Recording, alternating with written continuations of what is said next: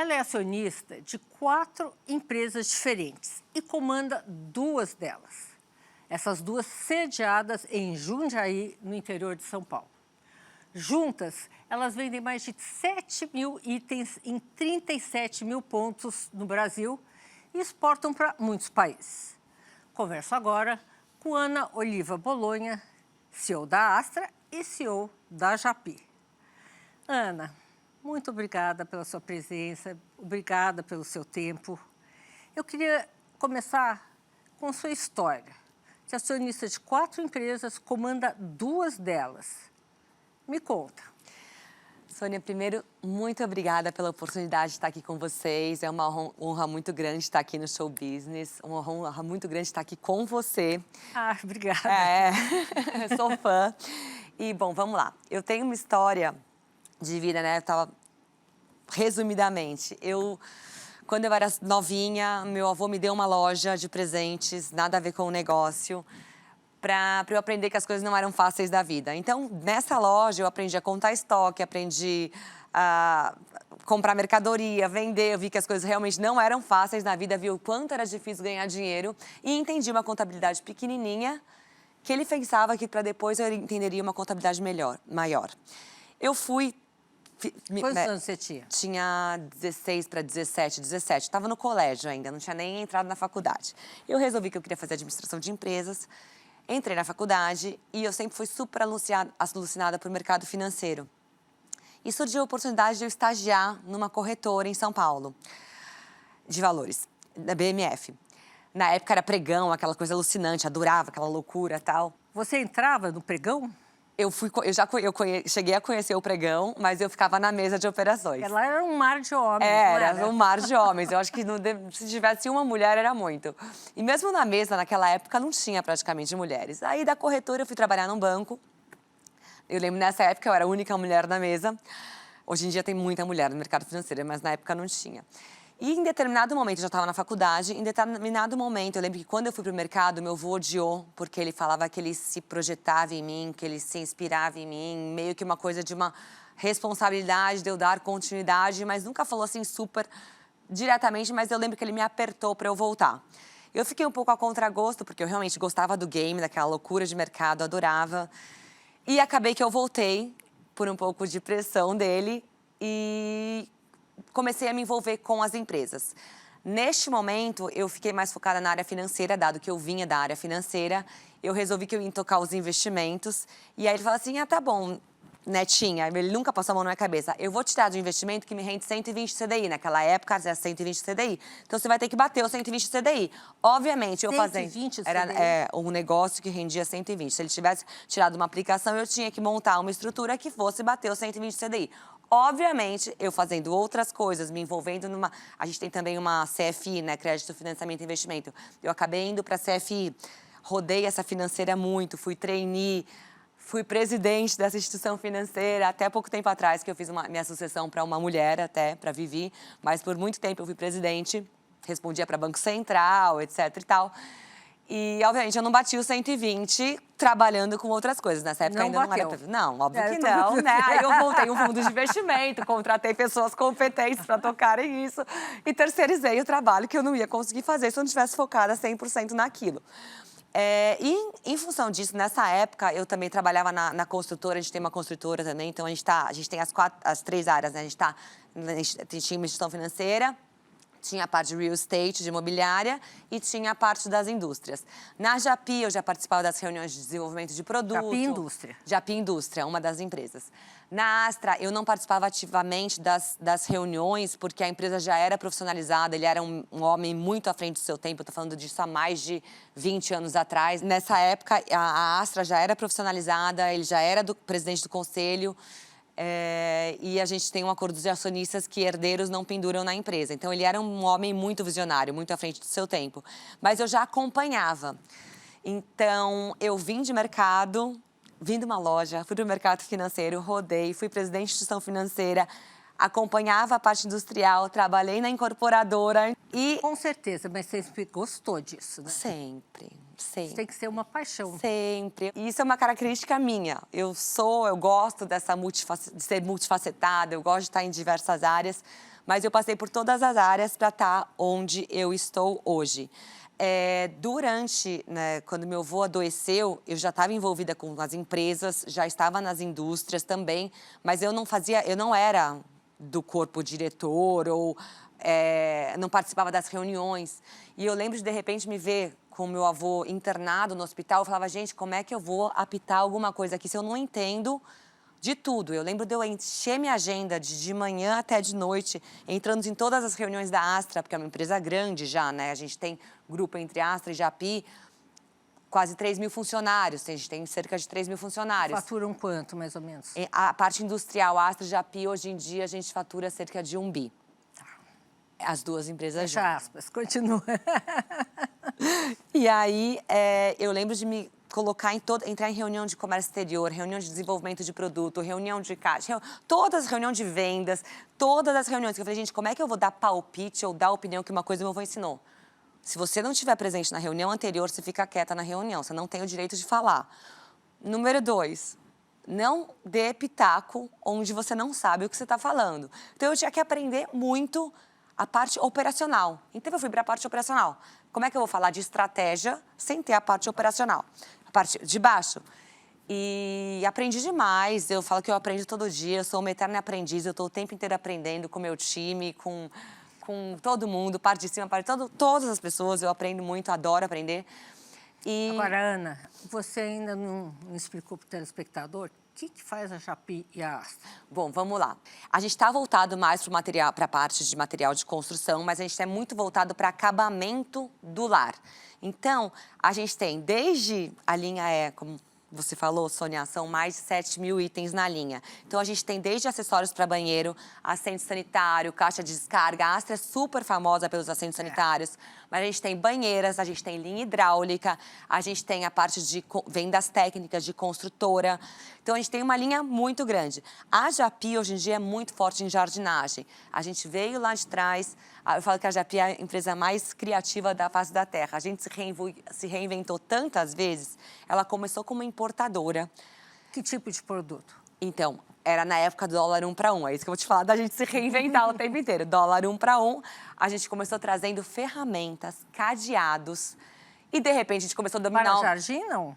Não, na época não, ferramentas gerais. Tá. Hoje a gente está focado, tem muita forte em jardinagem. Mas foi que a gente é super criativo porque a gente se reinventou muitas vezes. Até banco de ônibus eu já vendi na Japy. É uma coisa surreal se olhar para a história. Mas era ferramentas, jardinagem não, desculpa, metais sanitários. Com os cadeados, a gente começou a incomodar o mercado. E aí a Pado e Papais, na época, entraram com uma lei antidumping. Então eu tive que cancelar a minha operação de cadeados, a gente começou a traduzir os cadeados desmontados. Aí você não está entendendo. Imagina container chegando da China com cadeados desmontados. As bolinhas saindo do container. Você montar o cadeado aqui. Eu lembro que a gente vendeu um lote pro Exército. É pra dar risada, tá, gente? Tá. Pode dar risada. E o lote grande pro Exército, a mesma chave abria todos os cadeados. Eu falava, gente, não vai dar isso daqui. Uma chave? Uma chave abria, tipo, o lote do cadeado. Sim, não dava. Montar cadeado aqui. Não, a gente trocou tudo, óbvio. Né? Se você tem um problema, se o problema é seu, a gente tem que resolver. Isso é uma coisa, uma característica nossa. A gente resolve os problemas com os clientes sempre. Se tiver algum produto com defeito, saiu algum lote, a gente preza muito pela qualidade. A gente vai arrumar, a gente vai resolver, a gente vai trocar, enfim. E aí, a Japy começou com isso e ela foi mudando. Então, nessa época, de repente, o dólar ficou 2 para 1. E aí, como é que você faz? A empresa foi para o fundo do poço. E aí, o que você faz para se reorganizar? Resiliência, foco, determinação, fôlego financeiro também, obviamente. E aí, a gente começou a trazer, montar, né? Fôlego financeiro, vocês... Sempre capital próprio. Próprio, né? Sempre. Meu avô sempre foi a pessoa que falava, a gente anda com as próprias pernas, degrau por degrau, tijolinho por tijolinho. Então, as pessoas acham assim, parte de construção, toda capital próprio. Empresa, a gente é zero endividada. Os endividamentos que tem é com a gente acionista, em formato de mútuo, por questões tributárias e tudo certo. Então, a gente é zero endividado. Então, a gente sempre foi assim... Nunca, assim, surfamos a onda demais, porque depois a gente sabe que vem a onda ruim. É que nem Ironman. Você tem um momento que você está super disposto na prova, só que a prova tem 9 horas, 10 horas. 9 horas eu que fui rapidinha. Mas 9 horas. Mas, assim, você vai ter momentos que você vai estar super bem. E aí você não pode acelerar. você tem que ter consciência que dali a pouquinho o negócio vai pro fundo do poço. E você tem que ter fôlego e cabeça, poder mental para superar. Então, a gente teve que se reinventar nessa situação de dólar 2 para 1. Tivemos que começar a produzir. A gente começou a produzir aqui metais sanitários. Então, a gente se reinventou muitas vezes. Então, as empresas elas sempre foram meio que complementares. Teve algum momento que você falou, agora não vai dar? Ah, sim, a Japi, eu chegava pro meu avô e falava, avô, fecha esse trem. Não vai ter jeito isso daqui. Porque a gente consumia muito. Imagina uma situação que você tinha uma situação de importadora com o dólar 1 para 1. De repente, o dólar vira 2 para 1. É óbvio que a gente teve anos de prejuízo. Anos, anos e anos. E aí falava assim, não, já investi tanto dinheiro que eu não posso fechar. E assim, a gente foi se reinventando, se reinventando. Mesmo a Astra, quando a gente pega a história da Astra, a Astra era uma marcenaria. Ela, para entrar no azul, né, para ficar equilibrada, foram quase 10 anos. Foram quase 10 anos. Era uma marcenaria completamente endividada que a gente tomava... Resiliência. Nessa época, a gente era endividado com o banco, porque a gente tinha que tomar dinheiro no banco para pintar os armarinhos e assentos sanitários, que eram de madeira na época. A gente não tinha capital. Meu avô não tinha capital. Eu não existia nessa época. Eu falo a gente como empresa, mas assim, a gente não tinha capital. Então, tomava-se, sim, empréstimo no banco para pintar os armarinhos para entregar. Hoje, o Brasil é um país tranquilo de se trabalhar? Sônia, eu não posso reclamar do Brasil, porque a gente é uma empresa eficiente, que produz, mas não é um país fácil de se trabalhar. Tanto que você vê, quando as multinacionais vêm para cá, eles têm dificuldade em entender o nosso sistema tributário, o nosso sistema financeiro, os impostos, né? Os impostos sobre impostos, que a gente tem uma situação de impostos em cascata, né? Que a gente paga imposto sobre imposto. Maílson da Nóbrega já falava. Então, a gente tem, assim, uma situação complexa de país. Mas a gente é um país que a gente cresce muito, principalmente na minha área, né? A Astra, que é construção. A gente tem um déficit de construção muito grande de populacional. É verdade. Então, a gente tem que construir muita casa, porque ainda a gente tem uma situação super complicada. A Astra tem vários tipos de produtos? Temos. A gente, basicamente, o carro-chefe é popular. Tá. Mas, por exemplo, assim, assento sanitário, caixinha. Se você for no interior da Amazônia, você vai ver aquela nossa caixinha de descarga clássica da Astra com a cordinha. Tá. É um clássico. Caixa de descarga, assento sanitário, a gente tem popular, mas a gente tem a linha premium, que seria a marca Astra Conceito. A gente está num processo agora de rebranding, porque para redefinir e estudar essa questão, porque é complicado você ter uma marca popular, que é onde você ganha dinheiro, eu ganho dinheiro no popular. Mas eu tenho as banheiras. As banheiras não são populares, é classe A, B, né? Quem que vai colocar banheira em casa? Por que você inventou 2 produtos tão distanciados? Porque a gente tem uma pulverização, Sônia. Meu avô era muito... Ele adorava administrar complexidade. Eu gosto um pouquinho menos, então a gente está se reinventando mais uma vez. A gente está simplificando um pouco a linha. Ele defendia muito a pulverização de itens e de clientes. Então, com o meu catálogo, eu consigo atender o cliente... Qualquer? Em todas as áreas. Então, eu atendo o cliente num pedido mínimo, eu tenho a parte ralo, assento sanitário, a banheira, a caixinha de descarga, a espelheira. Eu monto a casa da pessoa, utilidade doméstica. Hoje em dia, na Japi, a gente é muito forte na parte de garden, que foi uma demanda até de mercado exterior. A gente começou fazendo, naquele conceito do do it yourself americano, os vasos, os planters, eles chamam de potters lá, mas são planters. A gente começou exportando e hoje em dia representa mais de 30% do meu faturamento. A gente exporta para mais de 30 países. A gente tem um bom share mundial desse produto, tanto que o ano passado eu abri uma fábrica na República Dominicana para atender Europa e Estados Unidos. Então, a gente começou atendendo o mercado exterior para depois emplacar esse produto no Brasil. E está crescendo muito aqui. Mas como é que você mapeou essa diversidade? Então, eu não mapeei, foi indo. Muito ágil. Foi indo, Sônia. Ágil. Mas hoje a gente está repensando nisso, Sônia. Porque eu tô com um projeto de rebranding para ver exatamente isso. Porque eu tenho produtos na Japi que talvez façam mais sentido na Astra. E tem produtos na Astra que talvez faltam mais sentido na Japi. E a gente está olhando todo porque eu facilitar a vida também, o catálogo, porque meu catálogo é complexo. O catálogo da Astra é complexo. Eu tenho Vocês muitos fabricam, itens. né? A gente fabrica, a gente é fabricante. Nunca pensou em terceirizar a distribuição ou Então, a fabricação? hoje eu estou numa situação que eu estou com as fábricas trabalhando 24/7. Então, eu estou tendo que terceirizar. Explica para o nosso telespectador o que é 24/7. 7 dias na semana, 24 horas, todos os turnos a gente está trabalhando. Isso é maravilhoso, porque significa que a gente está vendendo bastante e eu estou com a fábrica trabalhando integral, capacidade total. E aí... Ociosidade zero, né? Zero, zero. E eu tô tendo que terceirizar a parte da minha produção para não deixar os clientes na mão. E isso é uma coisa que está te fazendo pensar? A gente tá assim, se eu continuar nesse ritmo, eu tenho uma questão... Hoje em dia, se você me perguntar qual que é o meu maior desafio nas indústrias, é mão de obra. A minha região ali de Jundiaí é extremamente complexa, porque eu tenho muita indústria. Lá não existe desemprego. Não, né? Só está desempregado quem quer. Então, como eu tenho uma mão de obra de chão de fábrica intensiva, então a gente tem um turnover altíssimo na fábrica, não em parte administrativa, mas na fábrica. Então, hoje, se me perguntar por que eu não cresço mais, a gente está aumentando as fábricas, estou unificando... Porque você vai infartar. Estou unificando... Não, não vai infartar, a gente não infarta. A gente aprende a lidar. Não, não infarta não, Sônia. Então, a gente tenta resolver. Mas não me tira o sono, esse tipo de coisa, não. Não tira o sono, a gente tenta resolver. Agora, Ana, vocês têm um turnover de gente, tem turnover de produto, deve ter turnover de cliente.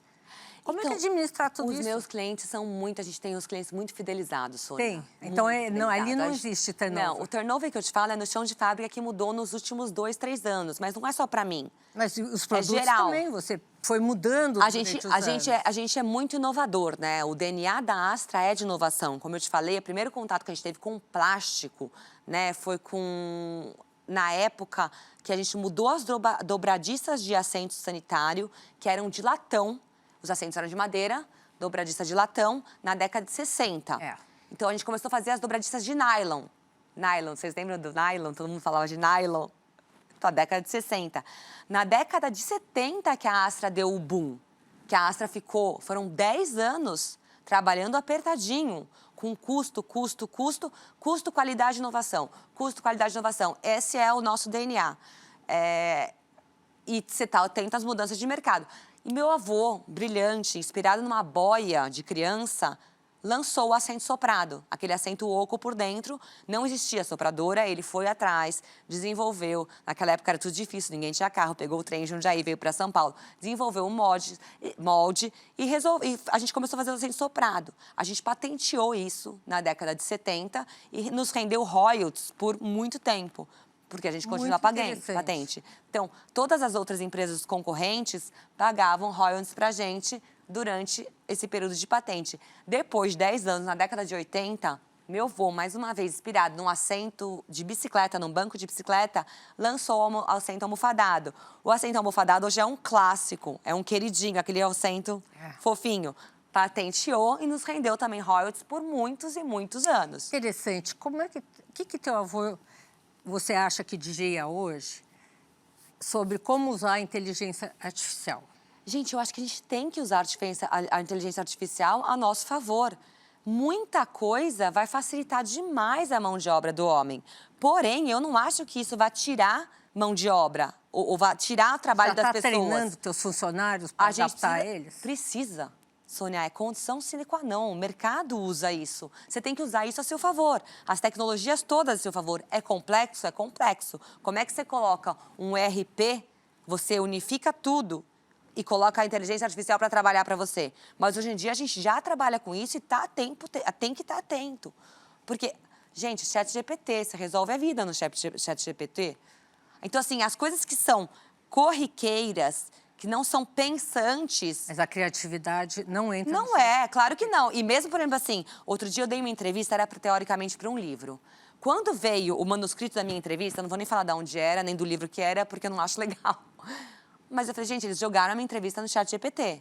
Tinha frases que eu nunca falei na vida, com palavras que eu nunca usei na vida, que nem se usa mais de antigamente. Então, não é 100%. Você precisa do homem para avaliar, para validar. Até para ver se aquelas informações são verdadeiras.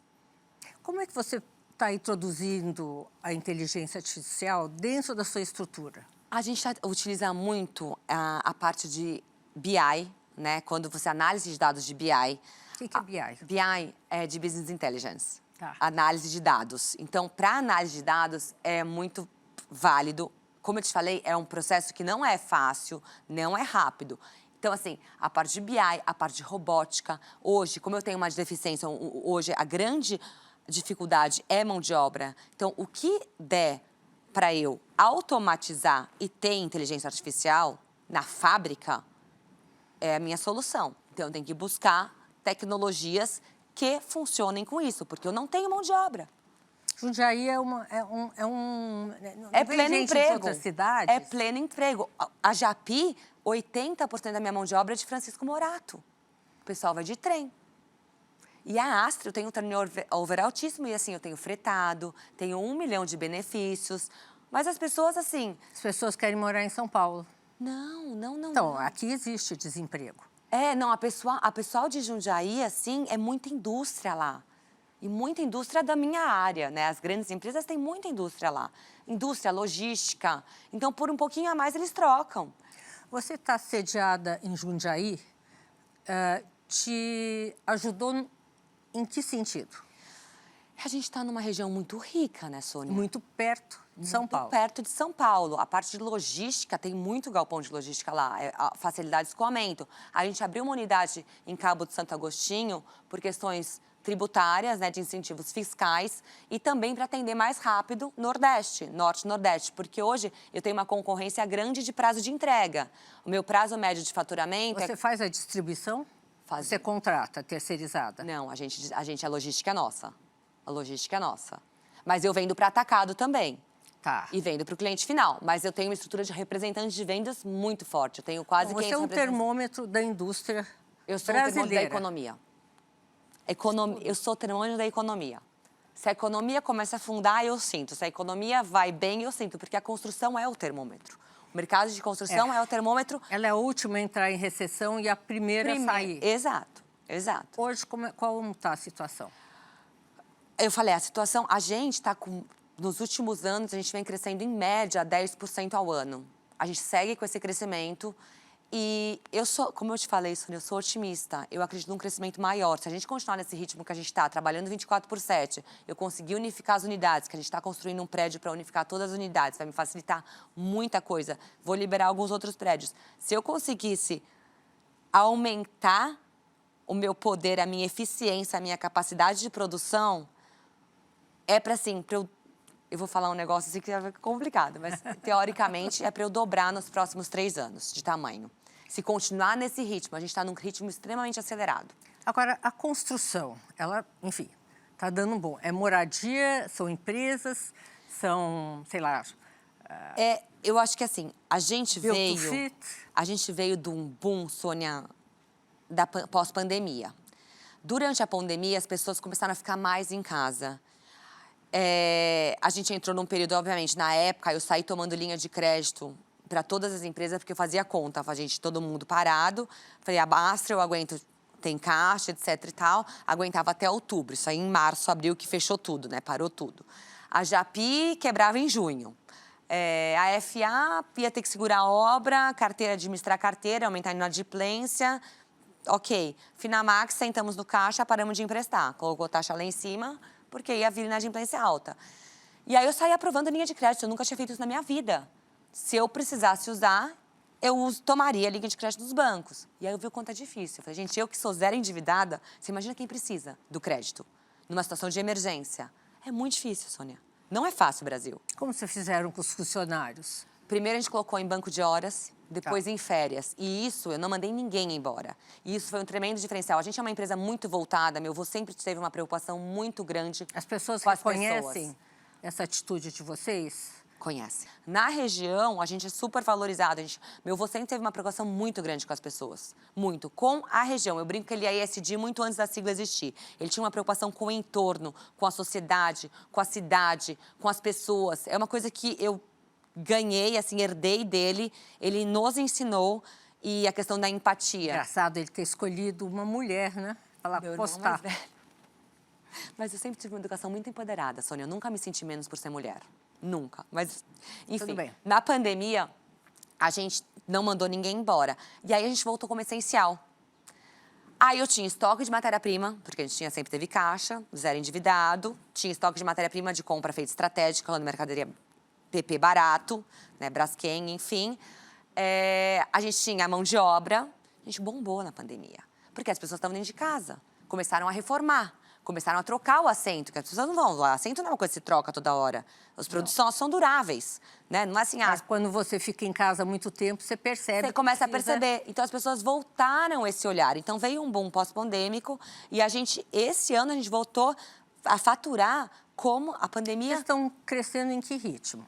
10% ao ano, média. Nossa, 10%. olha, Na pandemia foi fora. Bom. A pandemia foi assim, eu achei que a gente fosse quebrar. O dia inteiro em comitê de crise, a gente online, fazendo, vamos fazer isso, vamos fazer aquilo, ao mesmo tempo que a gente achava que ia quebrar, se juntando com outras empresas para produzir face shield, para doar para o governo, tentando se ajudar, doando todos os nossos EPIs, né, equipamentos de segurança, para a prefeitura, para tudo, para os hospitais. Enfim, foi e no final das contas foi um ano histórico de resultado. E a gente retomou esses índices pós-pandemia esse ano. A gente está crescendo aí, média dos últimos anos, 10% ao ano. Mas... Agora, comparado a antes da pandemia, vocês estão crescendo esses 10%, se você comparar lá atrás, mais? Esse crescimento de 10% ao ano é uma média dos últimos 10 anos. A gente vem crescendo nesse ritmo. E esse ano a gente está projetando um crescimento maior, só que a gente tem muito investimento, enfim, né? Estamos unificando os prédios, comprando muita máquina, Inadimplência? É muito baixa. Baixa. Porque o que acontece, Sônia? Com essa minha pulverização de itens, meu sempre valorizou a pulverização de clientes. Então, o meu maior cliente não tem 2% do meu faturamento. Nossa, é muito pulverizado, muito pulverizado, muito. Olha, Ana, eu quero ir lá conhecer, tá? Por favor, vai ser um prazer. Aqui, tá assim. Minha fábrica é linda, é pra gente andar de salto alto, é limpa. Deus que me livre a salto alto. Mas se quiser andar, pode. Melhor tênis, eu também não uso. Olha, quero conversar com você de novo. Quero tê-la aqui. Aí eu falo, né, Sônia, eu sou um problema. Mas eu falo demais. Não, minha missão é escutar. Muito obrigada. Quero vê-la outras vezes com a gente, tá? Sônia, foi um prazer muito grande estar aqui com vocês. Obrigada pela oportunidade. Eu falo demais. Não fala, não. Ó, o programa de hoje está terminando. Obrigada pela companhia e até semana que vem aqui na Band News TV.